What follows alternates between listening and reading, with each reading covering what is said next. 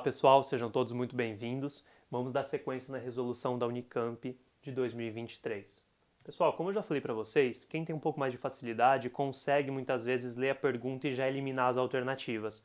Esse é o jeito mais rápido de fazer, tá? Você elimina as alternativas que você já tem um conteúdo na cabeça e se precisar voltar ao texto, você já volta para tirar a dúvida entre duas alternativas. Essa questão aqui não é o caso. E como é que você percebe isso? Lendo a pergunta, né? Considerando o texto acima e o contexto histórico comentado, assinale a alternativa correta sobre os direitos humanos. Aqui eles estão enfatizando, né, que você precisa ter conhecimento do texto e do contexto. Então dificilmente você vai conseguir eliminar uma questão assim. Aí a gente precisa fazer a leitura do texto em conjunto, beleza? No livro A Invenção dos Direitos Humanos, a historiadora Lynn Hunt nomeou dois mecanismos de transformação na França de fins do século XVIII. Na hora da prova tem que estar com a caneta riscando o texto. Se a autora vai citar então dois tópicos, você precisa identificar esses dois tópicos na leitura. Eu destaquei aqui para vocês, tá? O primeiro seria a popularização dos chamados romances epistolares. As cartas enviadas pelas protagonistas discorrem sobre as emoções humanas para os leitores. As lutas das personagens Clarissa e Pamela, descritos por Samuel Richardson, ou as questões de Júlia, personagem de Jean-Jacques Rousseau, fizeram com que os leitores reconhecessem a legitimidade de seus desejos e de suas vivências. Outro mecanismo, então agora destaca o segundo mecanismo, de transformação social foi a campanha contra a tortura, marcada por uma nova visão de corpo. Para Hunt, ler relatos de tortura e romances epistolares ajudou a moldar o foro íntimo de cada um, o que teve repercussão na política. Aí sim, considerando o texto acima, você assinala o que há de correto sobre os direitos humanos. Então você precisa sair dessa leitura com o que na mente? A autora em questão diz que tiveram dois fatores que ajudaram a desenvolver os direitos humanos. O primeiro seria a popularização, né, a divulgação desses romances. Dentro desses romances você tem cartas de pessoas ali falando sobre as lutas, né, as questões de legitimidade do indivíduo. E aí você tem um segundo mecanismo que ele destacou aqui, a campanha contra a tortura, marcada por uma nova visão de corpo. Que nova visão é essa? É a visão de que o corpo deve ser inviolável, né, que o outro não pode possuir o seu corpo, que você tem direitos próprios. Então são esses dois pontos importantes aqui para a gente. Lembrando que os direitos humanos eles são uma continuidade daqueles direitos lá fundados na Revolução Francesa, tudo bem?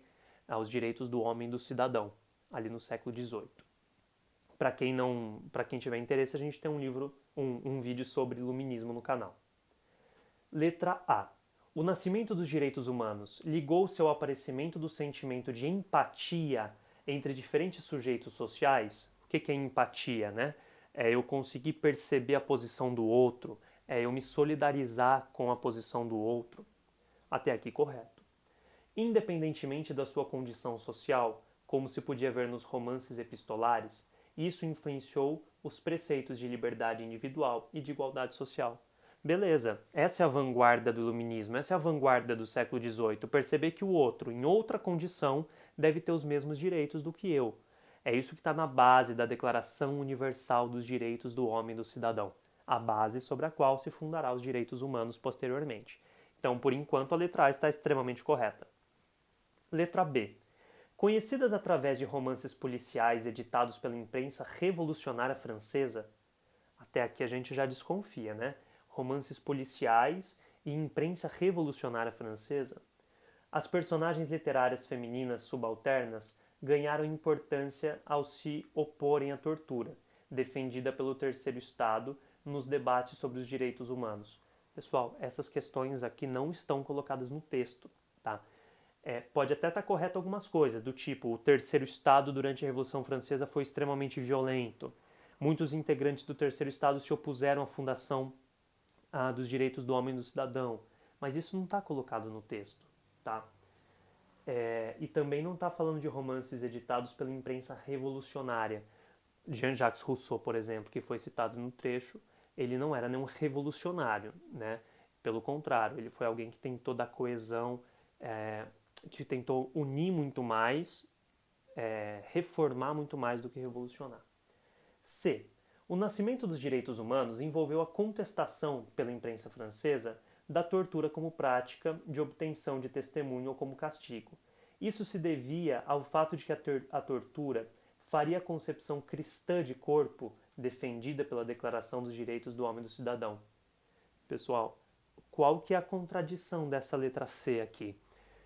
A Declaração dos Direitos do Homem e do Cidadão já previa a laicidade, portanto, a separação entre Estado, entre a formulação das leis e a Igreja.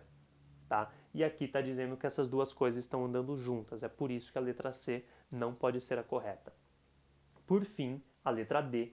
Ao afirmar que todos são iguais perante a lei e que todos gozam dos mesmos direitos, independentemente de sua origem social ou nascimento, a Declaração dos Direitos do Homem e do Cidadão defendia o cidadão passivo, indiferente à violência e à humilhação na convivência cotidiana.